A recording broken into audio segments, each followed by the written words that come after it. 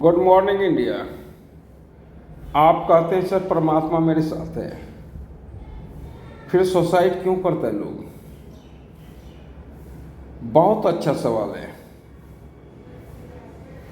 लगातार निराशा के शिकार रहते हैं सुसाइड करने वाले लोग।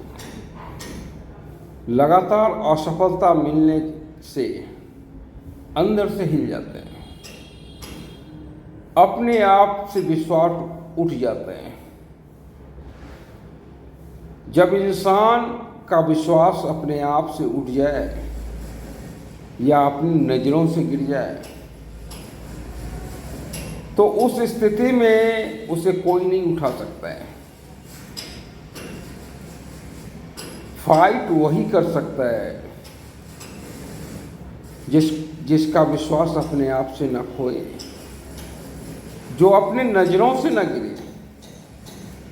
दूसरों के नज़र से गिरने के बाद आप उठ सकते हैं, पर अपने नज़र से गिरने के बाद आप उठ नहीं सकते हैं।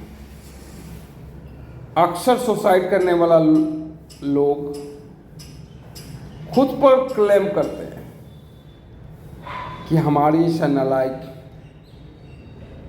इस दुनिया में कोई नहीं है, हमारे जैसा निकम्मा इस दुनिया में कोई नहीं है, हमें जीने का हक नहीं है, हमने ये नहीं किया, हमने वो नहीं किया। पर ये उन्हें नहीं पता कि जो करता है विधाता करता है। आप इस संसार में कठपुतली हो, कठपुतली के सिवा कुछ नहीं हो। विधाता के हाथ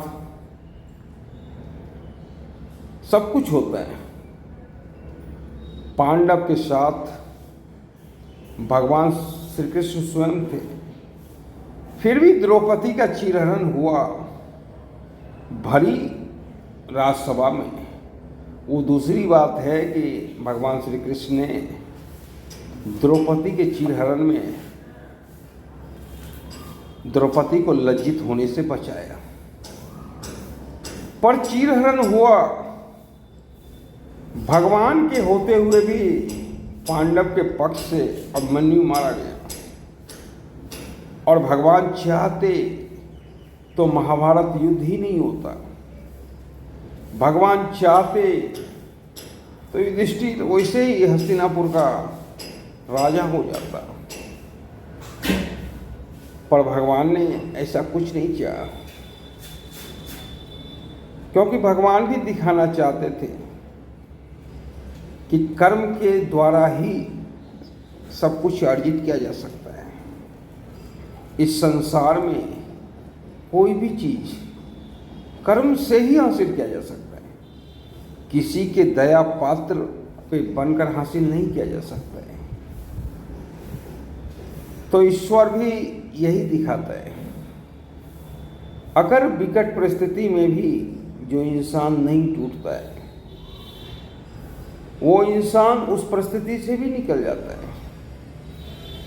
कभी कभी आपने देखा होगा, बीच समुद्र में फंसा हुआ नाविक का जान बच जाता है। वो समुद्र से हवाओं से बात करते करते किनारे तक लग जाता है। ये चमत्कार नहीं है, ये उसका साहस है जो उस नाव पे संचालन कर रहे थे, नाव को चलाने में। अगर वो साहस हार जाते तो नाव तो कब का डूब गया होता। सिर्फ उसकी साहस ही नाव को किनारे तक ले आया। ऐसे ही कितना भी विकट परिस्थिति जीवन में क्यों न हो, अगर हमें अपने परमात्मा पे विश्वास हो तो नाव के माफिक भी जीवन की विकट परिस्थिति से भी हम छुटकारा पा सकते हैं, और बहुतों ने पाया है। पर जब हम विकट स्थिति में पहुंचते हैं तब अपने परमात्मा पे विश्वास ही नहीं करते हैं। जो काम करते भी थे वो काम भी छोड़ देते हैं। और यही चीज़ हमें और महंगी पड़ जाती है, क्योंकि जीवन में कहीं से कोई चमत्कार नहीं होता है, कर्म के द्वारा ही अर्जित होता है। और जीवन में जब हम कर्म ही छोड़ दें तो अर्जित होने का सवाल ही नहीं। और यही स्थिति जो भी भाई सुसाइड करते हैं उनके साथ वही होता है। वे हताशा और डिप्रेशन में इतने चले जाते हैं कि वे अपना कार्य ही भूल जाते हैं, जिस कार्य के लिए प्रभु ने उसे इस पृथ्वी पे भेजा। जब उस कार्य को भूल जाते हैं, जब परमात्मा को भूल जाते हैं, तो जीवन में चमत्कार होने का कोई आशा अब बचता नहीं है।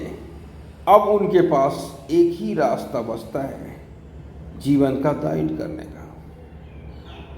तो हम विकट परिस्थिति में भी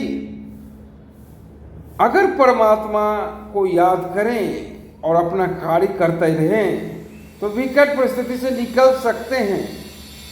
पर उस परिस्थिति में भी हमें परमात्मा को भूलना नहीं चाहिए और हम जो कार्य कर रहे हैं वो कार्य करते रहना चाहिए।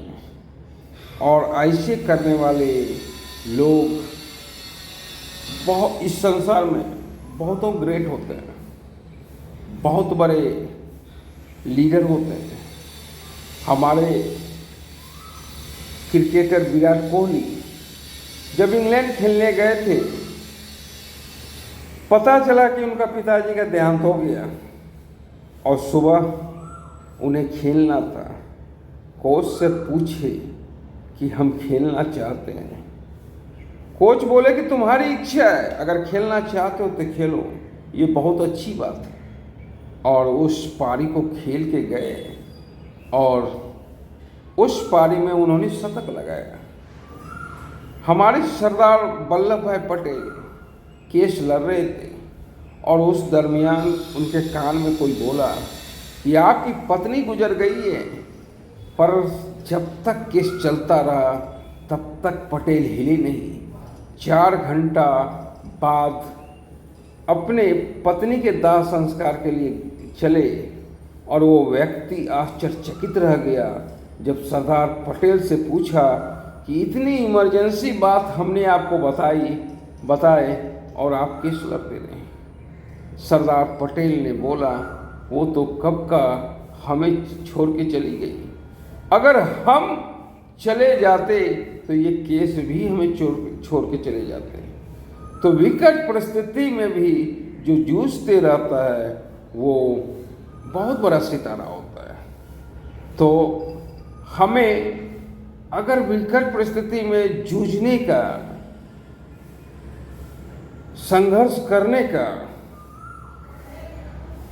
आदत लग जाए तब हमें कोई नहीं हरा सकता है, क्योंकि उस परिस्थिति में भी हम अपने परमात्मा को नहीं भूलते हैं तब हमें दुनिया का कोई शक्ति नहीं हरा सकता है।